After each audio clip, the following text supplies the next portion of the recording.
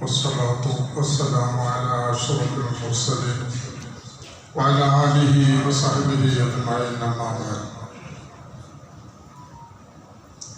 أعوذ بالله من الشيطان الرجيم. بسم الله الرحمن الرحيم. وإذ يعدكم الله إحدى الطائفتين أنها لكم وتودون أن غير ذات الشوكة تكون لكم ويريد الله أن يحق الحق بكلماته ولو كره المشركون.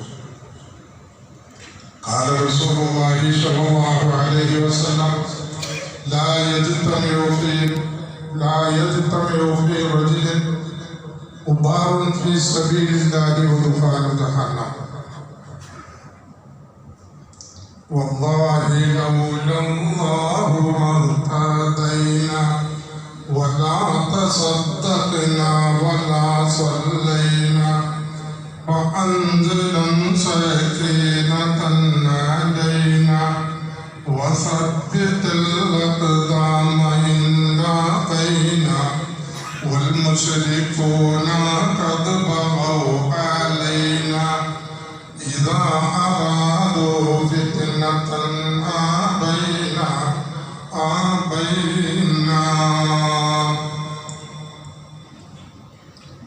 സ്നേഹാദരവുള്ള ഉസ്താദുമാർ, കാരണവന്മാർ, സ്നേഹനിധികളായ സഹോദരന്മാരെ,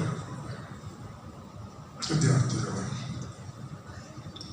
നമ്മളൊന്ന് ഒരുമിച്ച് കൂടിയിരിക്കുന്നത് എല്ലാവർക്കും അറിയാം, ബദരീങ്ങളെ അനുസ്മരിക്കുക എന്നതാണ്. ദിക്റുൽ അംബിയാഇ ഇബാദത്തുൻ വദിക്റു സ്വാലിഹീന കഫാറ. അംബിയാക്കളെ അനുസ്മരിക്കുക എന്നത് ഇബാദത്താണ്. അതുപോലെ വദിക്റു സ്വാലിഹീന സജ്ജനങ്ങളായിരിക്കുന്ന ആൾക്കാരെ അനുസ്മരിക്കുക എന്നുള്ളത് കഫാറത്തുൻ, നമ്മുടെ ദോഷങ്ങളെ പൊറുപ്പിക്കുന്ന കാര്യമാണ്. ഇതിന്റെ അടിസ്ഥാനത്തിലാണ് നമ്മളോട് ഒരുമിച്ചുകൊണ്ടിരിക്കുന്നത്. ബദർ യുദ്ധം എന്ന് പറയുമ്പോൾ ഒന്നാമത്തെ ആള് നബി തങ്ങൾ തന്നെയാണ്. അവിടുത്തെ അസ്ഹാബിമാരായ 313 പേരും. അതെല്ലാ ചരിത്രങ്ങളൊക്കെ നമുക്ക് നന്നായി അറിയാം. കൂടുതൽ നമ്മൾ കലത്തി പറയേണ്ട ആവശ്യമൊന്നുമില്ല. നമ്മൾ മക്കത്ത് നബി തങ്ങൾക്ക് നുബുവത്ത് കിട്ടിയിട്ട് 13 വർഷം താമസിച്ചു. ശത്രുക്കളുടെ ഇടിയും തൊഴിലും കുത്തും എല്ലാം അനുഭവിച്ചു. നമ്മുടെ ഒരുപാട് കഴുത്തുകൾ അവരുടെ കയ്യിലുണ്ട്. നമ്മുടെ സമ്പത്തുകൾ മുഴുവനും അവർ കൈയടക്കി വെച്ചിരിക്കുകയാണ്. ഹിജറ പോയതായിരിക്കുന്ന ആൾക്കാരുടെ സമ്പത്തുകളൊക്കെ മക്കത്ത് ധാരാളമുണ്ട്. അവയെല്ലാം കൊണ്ടിട്ടും നമുക്ക് ശാരീരികമായിട്ടും സാമ്പത്തികമായിട്ടും അവര് ശത്രുക്കൾ വളരെ പീഡനമാണ് നമ്മളെ ഏൽപ്പിച്ചുകൊണ്ടിരുന്നത്. അത് എല്ലാവർക്കും മനസ്സിലാവുന്ന കാര്യമാണ്. നമ്മളത് പറയാനുള്ള കാരണം, ബദർ യുദ്ധം എന്നൊക്കെ പറഞ്ഞത് ഒരു ഭീകര സംഘടനയാണോ, ഒരു ഉഗ്രവാദികളാണോ എന്നൊന്നും ആരും തെറ്റിദ്ധരിക്കരുത്. സമാധാനത്തിന്റെ, ശാന്തിയുടെ, സത്യത്തിന്റെ ഉടമകളാണ് നമ്മൾ. ഏത് ചരിത്രങ്ങൾ പരിശോധിച്ച് നോക്കിയാലും അതായിരിക്കും കാണുന്നത്. നബി തങ്ങൾ അങ്ങനത്തെ ആളാണ്. ലോകത്തിന് കാരുണ്യമായിട്ടാണ് നബിയെ ഇങ്ങോട്ട് അയച്ചു കൊടുക്കുന്നത്. അപ്പൊ തിരുത്തി യുവവാദികളൊന്നുമല്ല, ഉഗ്രവാദികളൊന്നുമല്ല. സമാധാനത്തിന്റെ, ശാന്തിയുടെ, സമാധാനത്തിന് സത്യത്തിന്റെയും ഉടമകളാണ്. അപ്പോൾ നമ്മളുടെ ഒരുപാട് സ്വത്തുക്കളൊക്കെ അവർ കൈയടക്കി വെച്ചിട്ടുണ്ട്. ദേഹോപദ്രവം നമ്മുടെ കണ്ടമാനം അവർ നടത്തിയിട്ടുണ്ട്. ഇതാണ് അവസ്ഥ. അങ്ങനെ താൻ ജനിച്ചു വീണ സ്ഥലത്ത് താമസിക്കാൻ കഴിയാത്തതിന്റെ പേരിൽ നാട് വിട്ടതാണ്. മദീനയിലേക്ക് മുഹാജിരീങ്ങളായിരിക്കുന്ന ആൾക്കാർ അതിന്റെ മുമ്പ് അഭിഷേകിലേക്ക് പോയിട്ടുണ്ട്. അവിടെ നിന്നും ഒരു നിൽക്കക്കളിയില്ല. അവിടുത്തെ രാജാവൊക്കെ വേണ്ട അംഗീകാരങ്ങളൊക്കെ നൽകി. പക്ഷേ നബി സല്ലല്ലാഹു അലൈഹി വസല്ലമ തങ്ങളെ മദീനക്കാരായിരിക്കുന്ന ആൾക്കാരെ ക്ഷണിച്ചു. തങ്ങൾക്ക് എല്ലാ നിലക്കും സഹായം ചെയ്തിരുന്ന, സമാധാനം നൽകിയിരുന്ന തന്റെ പിതൃവ്യൻ അബൂ താലിബ് മരണപ്പെട്ടു. അവരും വഫാത്തായി. നിൽക്കക്കള്ളില്ലാതെ വന്നു മക്കത്ത്. എന്നിട്ടാണ് ത്വായിഫിലേക്ക് പോയത്. തങ്ങളുടെ കുടുംബം അവിടെ ഉണ്ട്, രക്ഷപ്പെടുത്തും, സഹായിക്കും എന്ന് കരുതിയിട്ട്. പക്ഷേ നേരെ മറിച്ചാണ് സംഭവിച്ചത്. തങ്ങൾ കല്ലെടുത്തെറിയുകയും തൂക്കി വിളിക്കുകയൊക്കെ ചെയ്ത് നമുക്ക് ചരിത്രങ്ങളൊക്കെ അറിയാം. പിന്നെ പ്രബോധനത്തിന് മാർഗങ്ങളൊന്നും ഉണ്ടായിരുന്നില്ല. പിന്നെ കാര്യമായ പ്രബോധനങ്ങളൊക്കെ ലോകത്തിന്റെ നാനാഭാഗങ്ങളിൽ നിന്നും ഹജ്ജിന് മക്കയിലേക്ക് വരുന്നവരുണ്ട്. അവര് താമസിക്കുന്ന ടെന്റുകളിൽ പോയിട്ട് തങ്ങൾ പ്രബോധനം ചെയ്യും. അങ്ങനെ ആദ്യത്തെ 51-ാമത്തെ വയസ്സിൽ നബിയുടെ 6 പേര് മദീനക്കാര് വിശ്വസികളായി. അടുത്ത കൊല്ലം ഒരു 6 കൂടി 12 പേരായി. 3-ാമത്തെ കൊല്ലം 70 പേര്. അവര് പറഞ്ഞു, നബിയെ, തങ്ങൾ എന്തിനാ അത്ര അടങ്ങാറായിട്ട്? തങ്ങൾ ജനിച്ച നാടാണെന്ന് പറഞ്ഞിട്ട് ഇവിടെ കഴിച്ചു കൊടുക്കേണ്ട ആവശ്യമില്ല. തങ്ങൾ ഞങ്ങളുടെ നാട്ടിലേക്ക് വരും. എല്ലാവിധ സംരക്ഷണവും നല്ല ഞങ്ങളുടെ മക്കൾക്കും കുട്ടികൾക്കും ഭാര്യമാർക്കും ഞങ്ങൾ നൽകുന്ന സംരക്ഷണം ഞങ്ങളുടെ നാട്ടിൽ തങ്ങൾക്ക് നൽകാം. തങ്ങൾ ഇങ്ങോട്ട് വരും. അങ്ങനെയാണ് തങ്ങൾ മദീനയിലേക്ക് പോയത്. അള്ളാഹുവിന്റെ അനുമതിയും കിട്ടി. അങ്ങനെ മദീനയിലേക്ക് പോയി. ഇപ്പൊ 2 കൊല്ലമായി മദീനയിലെത്തിയിട്ട്. അവിടെയും സ്വസ്ഥമായിട്ട് ജീവിക്കാൻ സമ്മതിക്കുന്നില്ല. കാര്യങ്ങൾ നമ്മൾ മനസ്സിലാക്കണം. ഇങ്ങനെ ഇരിക്കുന്ന അവസരത്തിലാണ് അബൂ സുഫിയാന്റെ നേതൃത്വത്തിൽ ഷാമിൽ നിന്ന് ഒരു കച്ചവട സംഘം മക്കയിലേക്ക് തിരിച്ചു വരുന്നുണ്ട് എന്നുള്ള വിവരം കിട്ടിയത്. ഷാമിലേക്കുള്ള വഴി മദീനയുടെ പരിസരത്തിൽ കൂടെയാണ്. തീരത്താണല്ലോ നമ്മുടെ സഹാബികളൊക്കെ ഉള്ളത്. ആ പരിസരത്തിൽ കൂടെ ഷാമിൽ നിന്ന് വരുന്നുണ്ട്. ഒരു 30-40 പേരുണ്ടാവും. അവര് കച്ചവട സംഘം വലിയ സംഘമാണ്. 50,000 സ്വർണത്തിന്റെ ചരക്കുമായിട്ടാണ് വരുന്നത്. 50,000. അപ്പൊ നബി സഹാബത്തിനോട് പറഞ്ഞു, ശ്രദ്ധിച്ചു ചെയ്യണം. ഇങ്ങനെയൊക്കെയാണ് സംഭവമുള്ളത്. നമ്മളൊരുപാട് സ്വന്തം കയ്യിലുണ്ടല്ലോ, ഇത് നമുക്ക് പിടിക്കണം. ആ പിടിക്കാൻ വേണ്ടിയിട്ട് നബി കണ്ടെത്തുന്നത് ദൂരത്തുള്ള ആൾക്കാരെ കുറച്ച് വിളിച്ചു. വരാനിവിടെ ആൾക്കാർ ധാരാളമുണ്ട്. പക്ഷെ കുറച്ച് പേരെ വിളിച്ചോളൂ. ഒരു 313 പേര്. അവര് വന്നു. അവരുമായിട്ട് തമ്മിൽ പോയി. പക്ഷേ അബൂ സുഫിയാൻ കാര്യങ്ങൾ ചൊല്ലുന്നറിഞ്ഞു.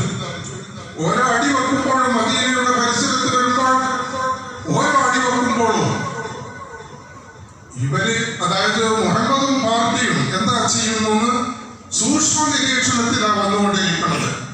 മദീനയുടെ പരിസരത്ത് എത്തിയപ്പോൾ മനസ്സിലായി, നമ്മളെ പിടിക്കാൻ വേണ്ടിയിട്ട് ഇവര് വന്നിട്ടുണ്ട്, പുറപ്പെട്ടിട്ടുണ്ട് എന്നുള്ള വിവരം കിട്ടിയപ്പോൾ അബൂ സുഫിയാൻ പെട്ടെന്ന് മക്കയിലേക്ക് ആളെ വിട്ടു.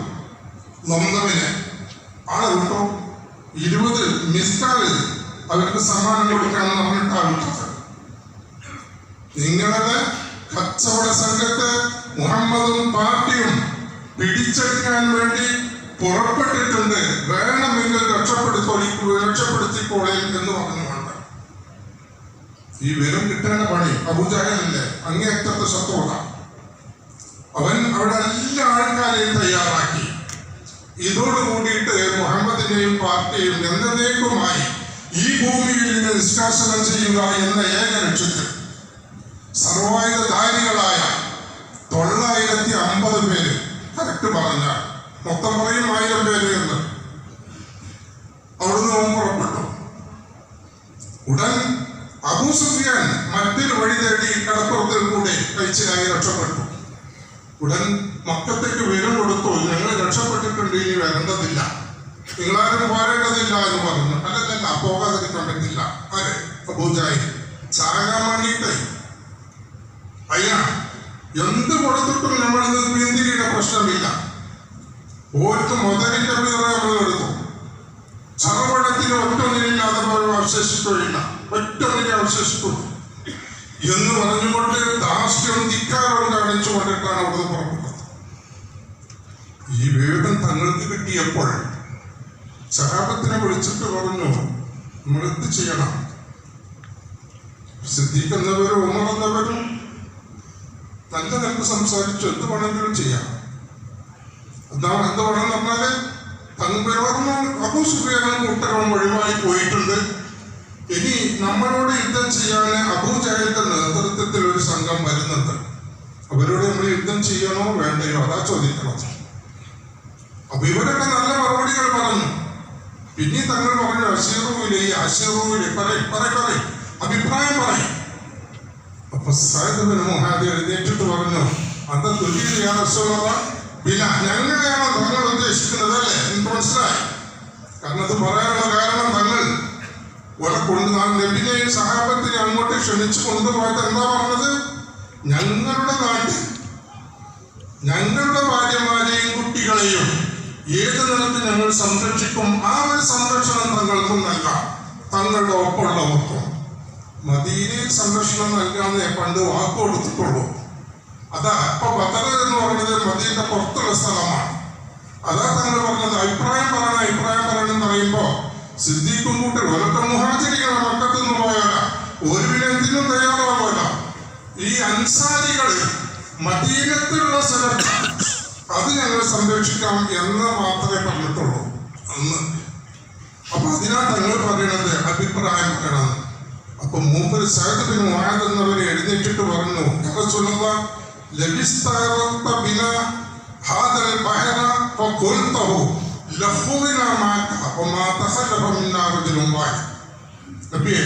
സമുദ്രത്തിലേക്ക് തങ്ങൾ അങ്ങോട്ട് കൂടിയിട്ട് ഇറങ്ങുകയാണെങ്കിൽ ഞങ്ങൾ പിന്നാലെ പോരും.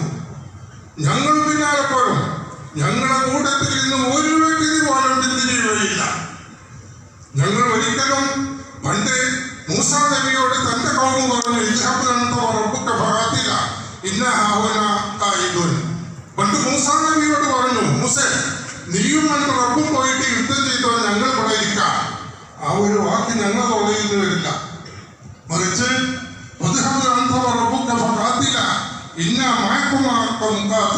ഇതാണ് ഞങ്ങൾ പറയാം, ഞങ്ങൾ പിന്നാലെ ഉണ്ടായിരിക്കും. ആ വാക്ക് കേട്ടപ്പോ അങ്ങേറ്റത്തെ സന്തോഷമായി തങ്ങൾക്ക്. അങ്ങനെ യുദ്ധത്തിന് വേണ്ടി പോയി തയ്യാറായി. ആ യുദ്ധത്തിന്റെ തലേ ദിവസം ബദർ യുദ്ധം റമദാൻ 17 വെള്ളിയാഴ്ചയാണ് നടക്കുന്നത്. ആ തലേ ദിവസം ബദറിന്റെ അടുക്കൽ വെച്ച് കണ്ടിട്ട് നബി തങ്ങൾ ഒരു പ്രാർത്ഥന, അല്ലാഹുമ്മ യാ ഖൗമി ഇന്ന ഖൗമി ഖുഫാത്തുൻ ഫഹ്മിൽഹും, പടച്ചോനെ എന്റെ മക്കൾ എന്റെ ജനത അവർക്ക് കയറുന്ന ചെരുപ്പ് പോലുമില്ല നടക്കാൻ. അതുകൊണ്ട് ഫഹ്മിൽഹും ഹംലാൻ അവർക്ക് വാഹനം നീ കൊടുക്കണം. ഇന്ന ഖൗമി ജിയാറുൻ ഫഅസ്ഫിഹും, എന്റെ കൗമി വിഷം നൊട്ടിയവരാണ്, വയറ് വിഷം നൊട്ടിയവരാണ്. ഫഅസ്ഫിഹും, അവരെ വയറ് നീ നിറച്ചു കൊടുക്കണം. പിന്നെ ഇന്ന ഖൗമി എന്റെ ജനതക്ക് വസ്ത്രമില്ലാത്തവരാണ്, നീ വസ്ത്രം നൽകണം. നിങ്ങൾ പ്രാർത്ഥിച്ചു. എന്നിട്ട് അതിന്റെ അപ്പുറത്ത് പോയിട്ട് ഓരോ സ്ഥലം മാർക്ക് ചെയ്തു.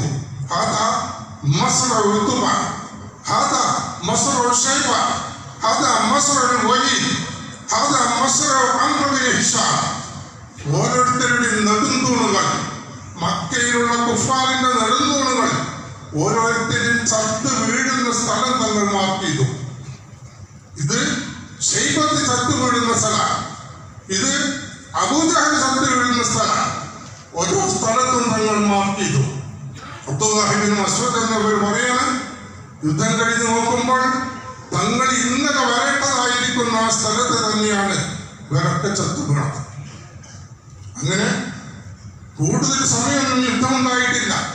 വെള്ളിയാഴ്ച രാവിലെ തുടങ്ങി ഉച്ചയായപ്പോഴേക്കും സംഗതി അവസാനിച്ചു. 70 പേര് നെടുന്തൂണുകൾ, മക്കയിലുള്ള നെടുന്തൂണുകൾ അബൂജഹൽ മുറിച്ച് ഉത്തുബത്ത്, ഷൈബത്ത്, വലീദ് പോലത്തതായിരിക്കുന്ന വലിയ വലിയ കങ്കന്മാർ 70 പേര് ചത്തുമരച്ചു. 70 പേരെ ബന്ദികളാക്കി പിടിക്കുകയും ചെയ്തു. യുദ്ധം അവസാനിച്ചു. നമ്മളെ കൂട്ടത്തിൽ നിന്ന് 14 പേര്, 8 പേര് അൻസാരികളും 6 പേര് മുഹാജിരികളും, 14 പേര്. അങ്ങനെ യുദ്ധം അവിടെ അവസാനിച്ചു. നന്നായിട്ട് തങ്ങൾ പ്രവർത്തിച്ചതുപോലെ ഇവിടെ 6 ഒട്ടകങ്ങൾ ഉണ്ടായിരുന്നത്. ഓരോരുത്തർക്കും തിരിച്ചു പോരുമ്പോൾ ഈ 2 ഒട്ടകങ്ങൾ, വേണ്ടതുപോലെ വസ്ത്രം, വേണ്ടതുപോലെ കാശും പണം നബി പ്രാർത്ഥിച്ച ആരും പറയുന്നത്. അപ്പൊ ഇങ്ങനെയാണ് സംഭവം ഉണ്ടായിരിക്കുന്നത്. എത്രയേ ഉള്ളൂ.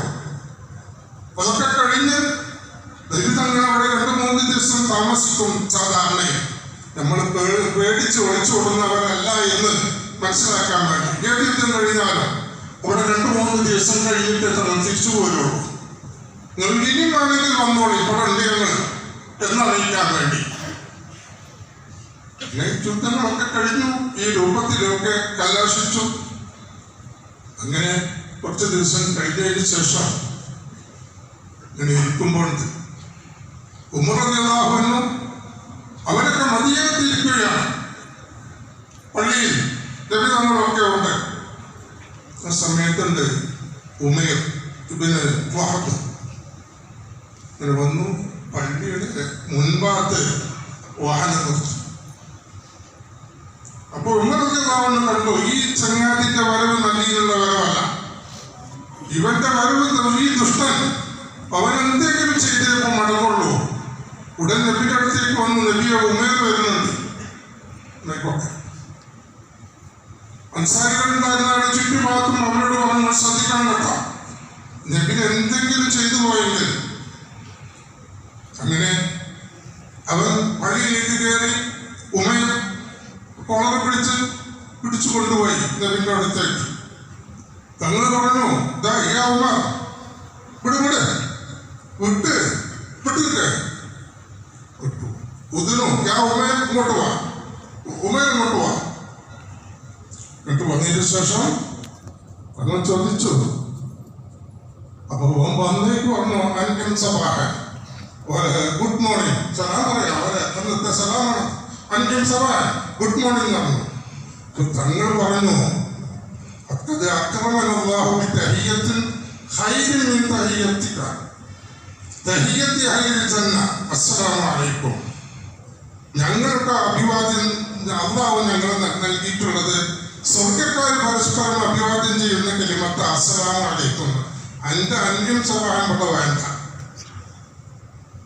ഓൻ പറഞ്ഞു, ഞാൻ ചെറുപ്പക്കാരാണ്, എനിക്ക് അതൊന്നും അറിയില്ല. ആയിക്കോട്ടെ, എന്തോട്ടെ. എന്തിനാ വന്നത് തങ്ങൾ ചോദിച്ചു. അപ്പോ അവൻ പറഞ്ഞു,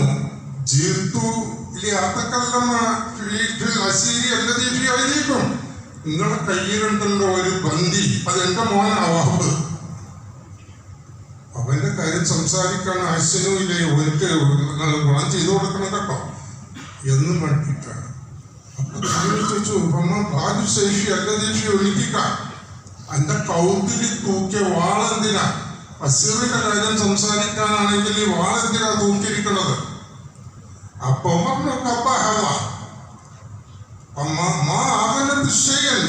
എത്ര വാളും മുതൽ ഞങ്ങളെടുത്തുണ്ടാകും, എന്നിട്ട് എന്തെങ്കിലും ഉണ്ടായോ? പതിനത്തെ കാര്യങ്ങൾ പറയാം. എത്ര വാളും മുതൽ ഞങ്ങളെടുത്തുണ്ടായിരുന്നു? വാള് കൊണ്ടിട്ടൊന്നും കാര്യമല്ല. പിന്നെ അപ്പൊ തങ്ങൾ പറഞ്ഞു, പുസ്തകത്തിൽ സത്യം പറയണം.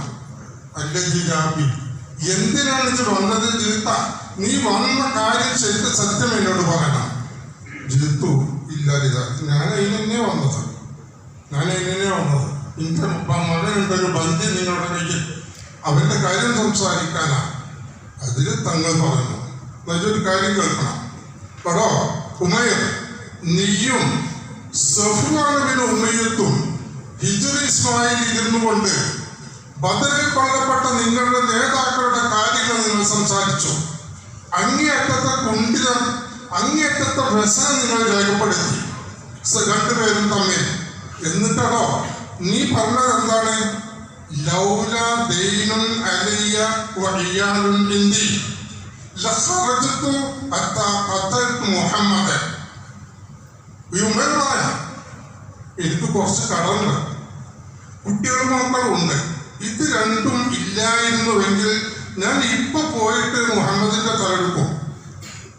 ഇത് രണ്ടുമാണ് എന്നെ തടസ്സപ്പെടുത്തുന്നത്. ഉടൻ സഫ്വാൻ പറഞ്ഞു, എന്റെ കടം ഞാൻ ഏറ്റു, എന്റെ മക്കളുടെ കാര്യം ഞാൻ ഏറ്റു, നീ ഈ പണി ചെയ്താൽ മതി, എന്റെ മക്കളും എന്റെ കുടുംബവും എന്റെ സ്വത്തും ഒക്കെ എന്റെ കടങ്ങളൊക്കെ ഞാൻ നിർവഹിക്കും. അങ്ങനെ ഉമേർ മദീനയിലേക്ക് പോവുകയാണ്. ഉമേർ ആ പോക്കാണ് ഈ കാണുന്നത്. ഇതിങ്ങോട്ട് പറഞ്ഞതോട് കൂടിയിട്ട് ഉമേർ അന്തം വിട്ടു. കാരണം അപ്പോ അവൻ പറഞ്ഞു, മുഹമ്മദ്, നീ പറഞ്ഞിരുന്നല്ലോ ആകാശ വാർത്തകൾ, വഹീന്റെ കാര്യങ്ങളൊക്കെ ഞങ്ങൾക്ക് ഇതുവരെ വിശ്വാസം ഉണ്ടായിരുന്നില്ല. യഥാർത്ഥത്തിൽ അല്ലാഹുവിന്റെ വാർത്തകളാണ് നീ കൊണ്ടുവരുന്നത് എന്ന കാര്യം ഞങ്ങൾക്കറിയില്ലായിരുന്നു. ഇപ്പൊ എനിക്ക് ബോധ്യമായി നീ യഥാർത്ഥ പ്രവാചകനാണെന്ന്. കാരണം ഈ ഒരു വാർത്ത ഞാനും സഫ്വാനും അല്ലാതെ ലോകത്തൊരു കുട്ടിയും അറിയില്ല. അതാണ് നീ ഇവിടെ പറഞ്ഞു തന്നിരിക്കുന്നത്. അതുകൊണ്ട് അശ്ഹദു അന്നക റസൂലുള്ളാഹ്, ഇസ്ലാമായി, മുസ്ലിമായി. സാക്ഷാൽ ഇസ്ലാമിന്റെ ആ ഷഹാദത്ത് കലിമ ഉച്ചരിച്ചതോടുകൂടെ തങ്ങൾ പറഞ്ഞു, ഫഖിഹു അഖാകും ഫീ ദീനി, നിങ്ങളുടെ സഹോദരന് ദീനി കർമ്മങ്ങളൊക്കെ ചെയ്യേണ്ട കാര്യങ്ങളൊക്കെ നിങ്ങൾ പഠിപ്പിച്ചു കൊടുക്കും. വഅല്ലിമുഹുൽ ഖുർആൻ, ഓരോരുത്തർ ഖുർആൻ പഠിപ്പിച്ചു കൊടുക്കും. ഓതട്ടെ, ഖുർആൻ പാരായണം ചെയ്യട്ടെ. വഅദ്ലികു അസ്റഹു, അവന്റെ ആ അസ്ർ ബന്ധിട്ട് ഓരങ്ങൾ വിടുകയും ചെയ്തു ഫ്രീ ആയിട്ട് പറഞ്ഞു. അങ്ങനെ മൂപ്പരുടെ മദീനയിൽ ഇസ്ലാമിന്റെ കാര്യങ്ങൾ, ശരീഅത്തിന്റെ നിയമങ്ങൾ പഠിച്ചുകൊണ്ടിരിക്കുകയാണ്. ഇവിടെ സഫ്വാൻ ഇവിടെ കാത്തിരിക്കുക. ഇവ സഫ്വാനോട് ആൾക്കാരോടൊക്കെ പറയുന്നത്, അടുത്ത ഏതാനും ദിവസങ്ങളിലായിട്ട് നിങ്ങളെ ബദറിൽ നിങ്ങൾക്ക് അനുഭവപ്പെട്ടതായിരിക്കുന്ന ബുദ്ധിമുട്ടുകളൊക്കെ മറപ്പിച്ചുകൊണ്ട് നിങ്ങൾക്ക് സന്തോഷം വരുത്തുന്ന ഒരു വാർത്ത അടുത്ത ഏതാനും ദിവസങ്ങളിലോട്ട് നിങ്ങൾക്ക് അനുഭവിക്കാം എന്ന് ആൾക്കാരോടൊക്കെ ഇങ്ങനെ പറഞ്ഞുകൊണ്ടിരിക്കാം. നബി തങ്ങളുടെ തലയിട്ടിപ്പ വരുന്ന കണക്കൂട്ടുന്നത്. അങ്ങനെ മദീനയിൽ നിന്ന് വരുന്ന ഓരോ കൂട്ടരോടും ചോദിച്ചു കൊണ്ടിരിക്കും, അല്ല ഉമേർ കണ്ടോ? ഇല്ല, കണ്ടിട്ടില്ല. ഓരോ കൂട്ടരോടും അവസാനം ഒരു കൂട്ടര് വന്നു. ഉമ്മയൊക്കെ എന്ത്, ആരൊക്കെ മുസ്ലിമായിട്ട് എത്ര ദിവസമായി, അയാൾ ഇസ്ലാമിലെ ഇപ്പൊ പഠനം പഠിച്ചുകൊണ്ടിരിക്കുക, ദീൻ പഠിച്ചുകൊണ്ടിരിക്കുകയാണ് മദീനയിൽ എന്ന് പറഞ്ഞപ്പോ ആകെ നിരാശനായി. അങ്ങനെ കുറച്ച് ദിവസം കഴിഞ്ഞിട്ട് ഇതെല്ലാം പഠിച്ചിട്ട് ഉമേർ എന്നവര് മക്കയിലേക്ക് വന്നു. നബിയോട് സമ്മതം ചോദിച്ചു, ഞാൻ മക്കയിൽ പോട്ടെ, ഈ ദീന് നമുക്ക് പ്രബോധനം ചെയ്യണം. അങ്ങനെ മക്കത്ത് വന്ന് ജനങ്ങൾക്ക് പ്രബോധനം ചെയ്തു കൊടുത്തു ഇസ്ലാം. അതിന് എതിർക്കുന്ന ആൾക്കാരൊക്കെ കണക്കിന് കൊടുക്കുകയും ചെയ്തു.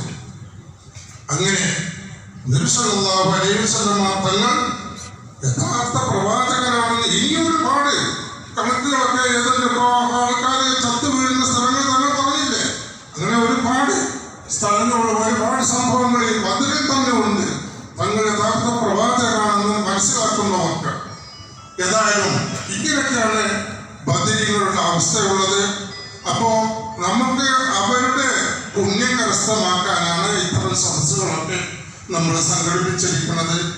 നമ്മളാരും ബദരീകൾ ചെയ്തത് പോലത്തതായ ഒരു നമ്മുടെ മേലിൽ ഒരു തുള്ളി വിയർപ്പ് പോലും നമ്മൾക്ക് ചിന്തിയിട്ടില്ല. പക്ഷെ പ്രവൃത്തി നമ്മൾക്കില്ല എങ്കിലും അവരോടൊക്കെ അങ്ങേയറ്റം മനസ്സിൽ അഗാധമായിരിക്കുന്ന സ്നേഹം നമുക്കുണ്ട്. നബി തങ്ങൾ പറഞ്ഞത്, നീ ഇഷ്ടപ്പെട്ടവരോട് കൂടിയായിരിക്കും എന്നാണ് തങ്ങൾ നമ്മളോട് പഠിപ്പിച്ചിരിക്കുന്നത്. അപ്പൊ അങ്ങേയറ്റത്തെ സ്നേഹം നമ്മൾക്ക് ബദരീകളോടുണ്ട്. ആ ബർക്കത്ത് കൊണ്ട്, ആ സ്നേഹം അവരോട് നമ്മൾ പ്രകടിപ്പിക്കുന്ന ബർക്കത്ത് കൊണ്ട് നമ്മുടെ പരലോകം അല്ലാഹു തആല വിജയിപ്പിച്ചു തരട്ടെ. നമ്മുടെ മാത്രം പോലെ നമ്മളിൽ നിന്ന് മരണപ്പെട്ട നമ്മുടെ മാതാപിതാക്കൾ, കുടുംബങ്ങളുണ്ട്. അവരുടെയും നമ്മുടെ നാട്ടുകാരുടെയും പള്ളിയുടെ ചുറ്റും അന്ത്യശ്രമം കൊണ്ട് നടക്കുന്നവരുണ്ട്. അവരെല്ലാവരെയും സ്വർഗത്തിന്റെയും സന്തോഷത്തിന്റെയും ഉടമകളുടെ കൂട്ടത്തിൽ ഉൾപ്പെടുത്തി അനുഗ്രഹിക്കട്ടെ. ആമീൻ എന്ന് മാത്രം പറഞ്ഞ് എന്റെ വാക്കുകൾക്ക് ഞാൻ വിരാമം കുറിക്കുന്നു. അസ്സലാമു അലൈക്കും വറഹ്മത്തുള്ളാഹി വബറകാതുഹു. رحمه الله أنه سمع من مشائخ الحديث أن الدعاء مستجاب عند ذكر أسماء بن بدر، وقال مجرب وقال غيره إن كثيرا من الأولياء لم تحصل له الولاية إلا بقراءة أسمائهم والتوسل بهم، ونسأل الله سبحانه وتعالى بنبينا وسيدنا محمد صلى الله عليه وسلم وابي بكر وعمر وعثمان وعلي وطلحه والزبير وعبد الرحمن وسعد وسعيد وابي عبيده رضي الله عنه والاخنس والارقم وانسة واياس وانيس واياس وانس وابي واسعد واوس وبلال رضي الله عنه وبجير وبحاث وبسبسة والبراء وبشير وتميم وثقف رضي الله عنه وثعلبة وثابت وجبر وجبير رضي الله عنه وجابر وجبار وحمزة وحاتم والحسين والحارث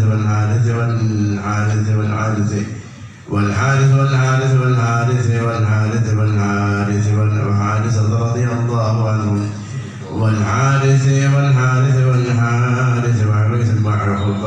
مع حبيب رضي الله عنه وحرام وحمزة رضي الله عنهم عليهم رضاء والعطايا ورحمة ونعم وآلاء من الحق تسرع صلاة وتسليم وأزكى تحيتي على المصطفى المختار خير البرية وبخالد وخباب وخنيس وخريب وخولي وخوات وحنات رضي الله عنه وخراش وخالد وخلاد وخويلد وخالد وخليفة وخبيب وذي الشمالين وذكوان وربيعة ولبعيم ورفاعة ورافع ورفاعة رضي الله عنهم ورفاعة وراشد والربيع والرخيلة وزيد رضي الله عنه وزيد وصالح رضي الله عنه وصبرة وسنان وصهيب وصهيب وسعد رضي الله عنه وسعد وسلمة وصالح وسهيل وسعد رضي الله عنه وسعد وسماك وسفيان وسراقة وسليم وسنان وصواد وشجاع رضي الله عنه وشماس وسريك وصفوان وصهيب وصبيح وصيفي والضحاك رضي الله عنه والضحاك والأمرة والطفيل رضي الله عنهم عليهم ثناء والهناء وعزة ونور وأضواء تضيء وتلمع ثم تسليم وأزكى تحيتي على المصطفى المختار خير البرية وبعقل وأبعدة وعمير وعبد الله وعياض وعثمان وعقبة وعكاشة وعامر وعمار وعامر رضي الله عنهم وعمارة وعباد وعبيد وعبد الرحمن وعبد الله وعاصم وعوف وعمير رضي الله عنهم وعمير وعمارة وعبيد وعبد ربه وعبد الله وعبد الله وعامر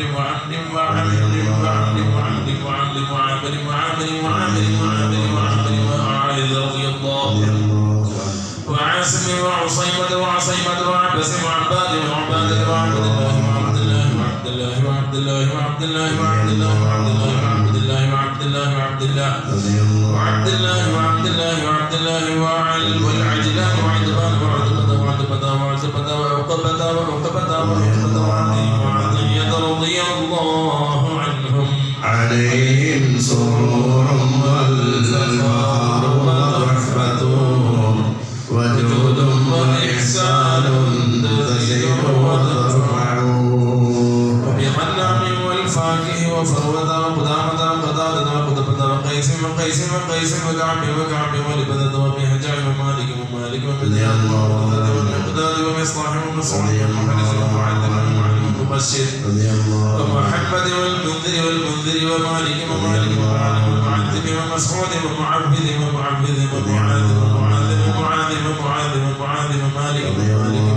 ومالك رضي الله عنهم ومسعود والمجدد ومعبد ومعقل والمنذر ومحرر ومليل ونضر والنعمان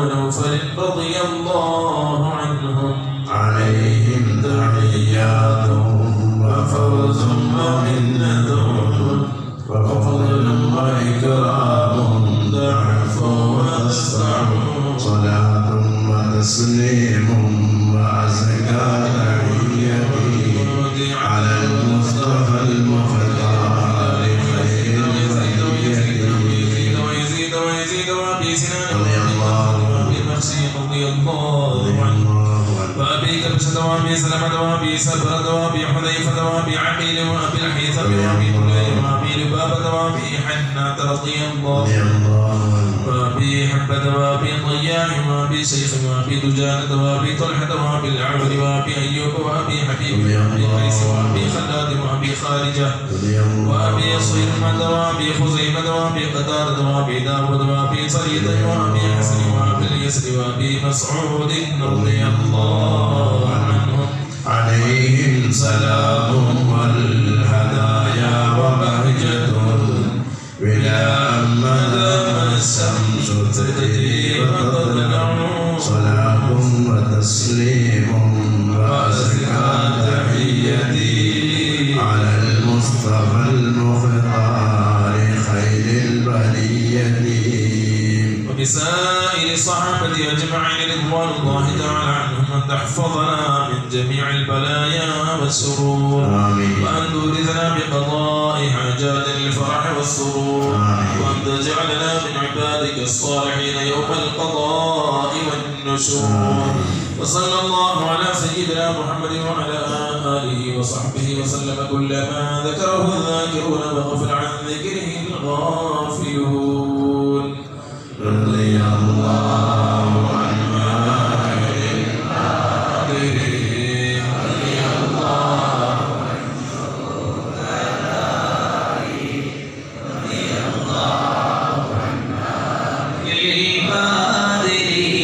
رضي الله عن شهدائي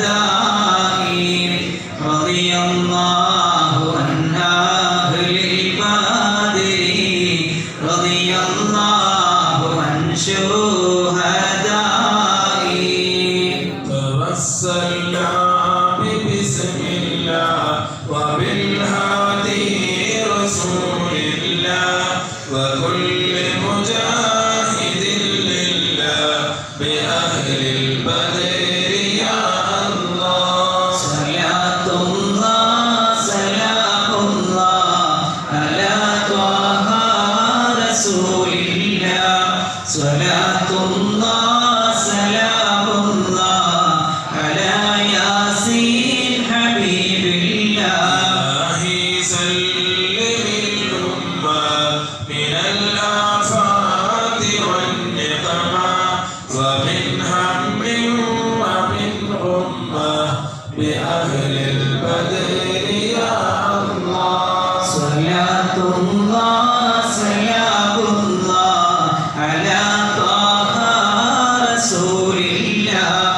صلاة الله سلام الله على ياسين حبيب الله نجنا وكشف جميع عذية وصرف مكائد العدا والطوف بأهل البدر يا الله صلاة الله سلام الله على طه رسول الله صلاة الله سلام الله على ياسين حبيب الله إلهي نفس الكرباء عن العصين والعطباء وكل بلية ووباء بأهل البدر يا الله صلاة الله سلام الله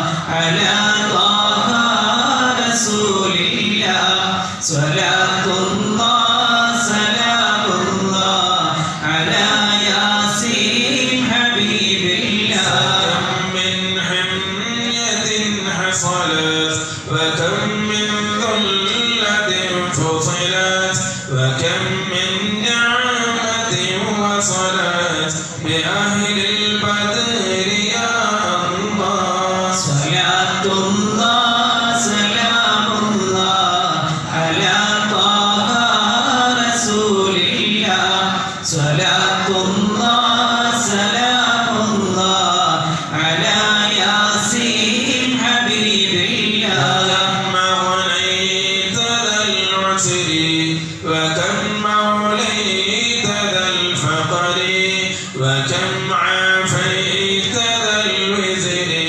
بأهل البدر يا الله صلاة الله سلام الله على طه رسول الله صلاة الله سلام الله على ياسين حبيب الله ضاقت على القلب جميع الأرض مع رحبي فأنج من البلاء الصعب بأهل البدر يا الله صلاة الله سلام الله على طه رسول الله صلاة الله سلام الله على ياسين حبيب الله بين طه